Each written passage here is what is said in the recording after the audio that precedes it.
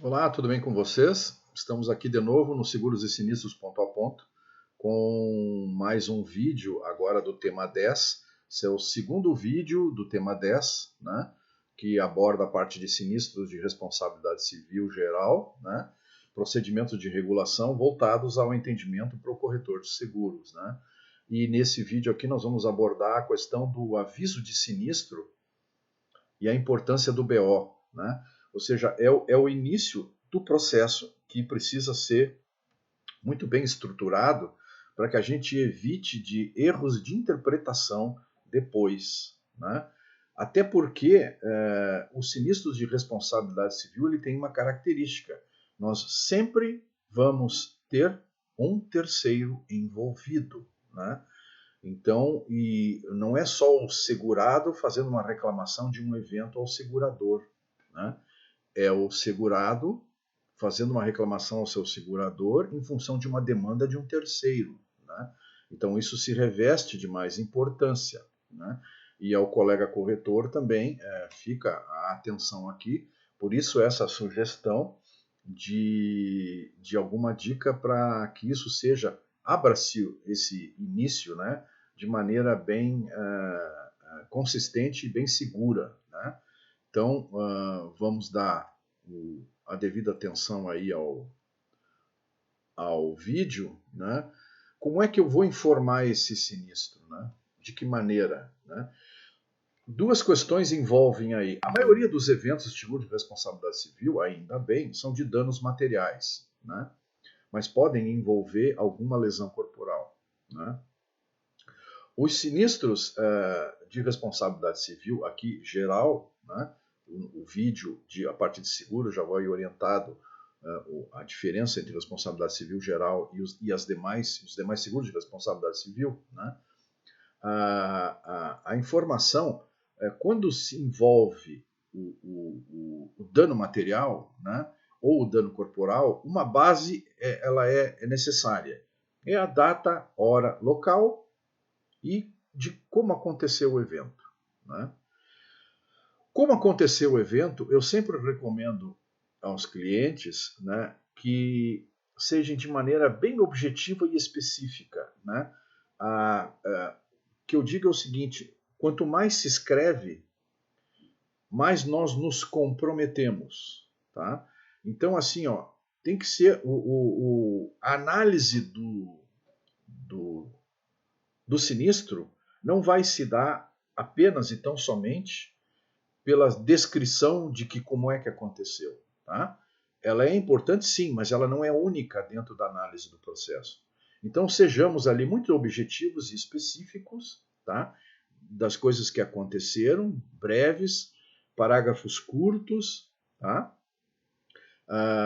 Se há a assunção de responsabilidade de fato, que ela fique bem caracterizada ali, né? Se não, também que caracterize ali, porque o segurado vai fazer, o terceiro vai fazer a demanda, né? Vocês têm que encaminhar a demanda para o segurador definir se vai ter cobertura ou não, enviar isso ao corretor para o corretor então transmitir. Porque aí começa-se um outro processo, né? Se o terceiro assim entender, que seria pela busca da via judicial, né? Mas não tendo a responsabilidade, né?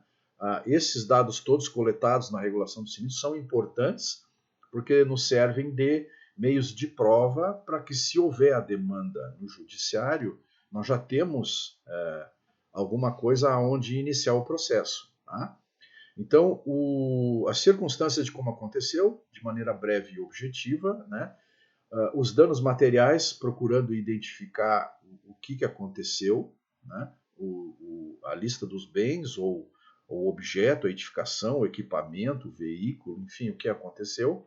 E se houve lesões corporais, identificar os lesados, né? E as providências que foram tomadas, tá?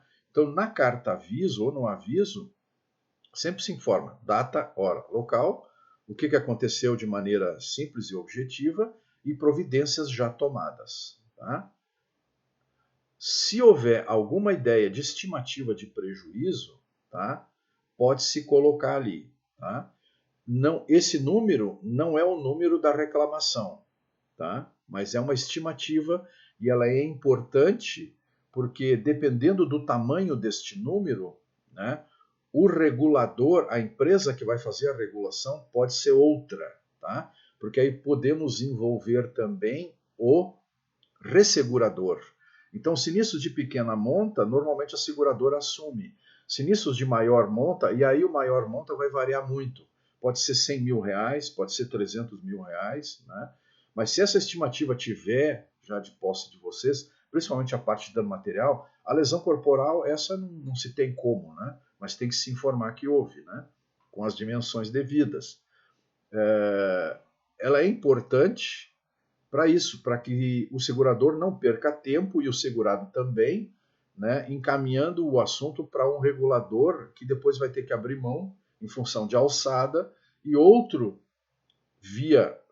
pela via do ressegurador terá que comparecer e dar continuidade ao processo. Tá? E aí se reveste os demais documentos, nós vamos ver numa outra oportunidade, o boletim de ocorrência. Né? O boletim de ocorrência ele é de grande importância porque como tem o terceiro envolvido, né, e o boletim de ocorrência, como ele é registrado em delegacia de polícia, ele tem fé. Né? Se há só danos materiais, a gente sabe que a gente consegue fazer esse BO pela internet. Agora, se houver lesões corporais, não é possível. Né? Agora, eu imagino que se os danos forem de grande monta, muito provavelmente no momento em que a gente enviar o aviso, o BO pela internet, talvez ele seja rejeitado em função das proporções. Tá? Porque o que acontece? Quando os sinistros forem de grande porte, tá? De responsabilidade civil, envolvendo, por exemplo, um incêndio ou algum dano de maior monta, tá? Que gere um impacto muito grande, pode haver a necessidade, quem decide é a delegacia de polícia, o delegado, de chamar a perícia para o local. Né? Então, quando se perceber que essa questão é uma questão que vai envolver, principalmente se tiver lesão corporal, aí direto para dentro da delegacia de polícia, tá? Já com a ideia de um texto de BO já consistido, né? Para que não se incorra em algum equívoco lá naquele momento, tá? E se faz o preenchimento e, via de regra, naquele momento ali, o escrivão que estiver atendendo já vai perceber se é assunto para chamar o Instituto Geral de Perícias ou não. Por que é importante se tiver que chamar o Instituto Geral de Perícias? O local tem que ser preservado. Tá? O local onde aconteceu o acidente tem que ser preservado, isolado. Tá? Essa é uma medida que se tem que fazer. Por isso que essa fase de sinistro, onde envolve responsabilidade civil, tem essa importância, porque nós estamos tratando com um terceiro envolvido. Né? E se tiver lesão corporal, então nem se fala. O local tem que ficar isolado mesmo. Tá?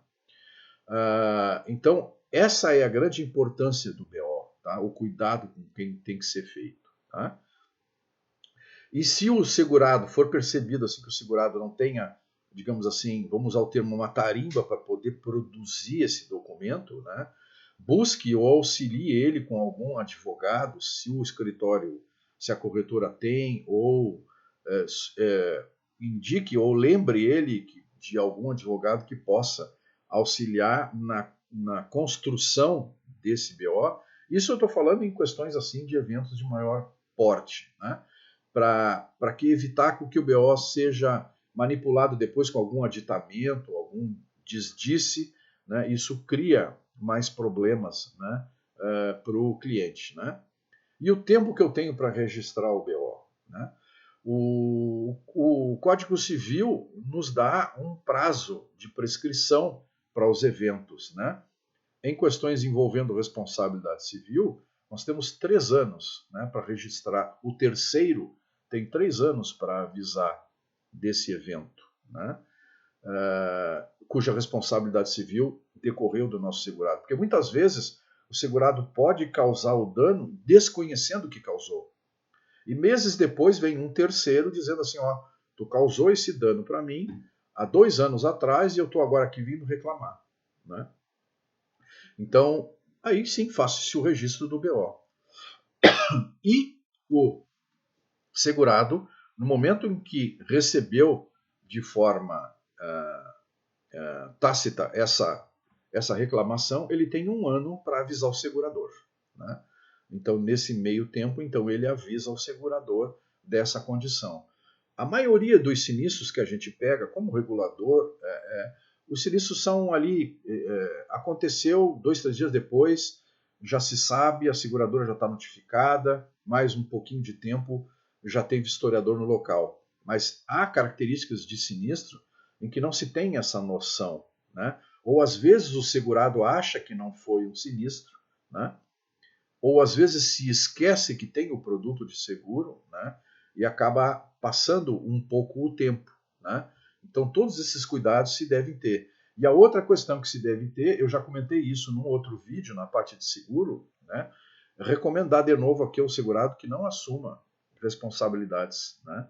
Simplesmente informe se desejar que tenha o produto de seguro, mas não assuma responsabilidades, né?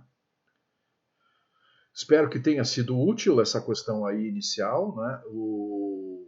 Façam a sua inscrição no canal, se ainda não fizeram, porque nós vamos encaminhar mais vídeos, né? Sempre repetindo, são 3 vídeos por semana, abordando 12 temas, né? Então, deem o seu like se gostaram. Alguma observação que queiram fazer ou pergunta, façam no próprio vídeo, e que mais tarde a gente busca responder a todos, tá ok? Por enquanto, então, ficamos por aqui. Muito obrigado, fiquem com Deus.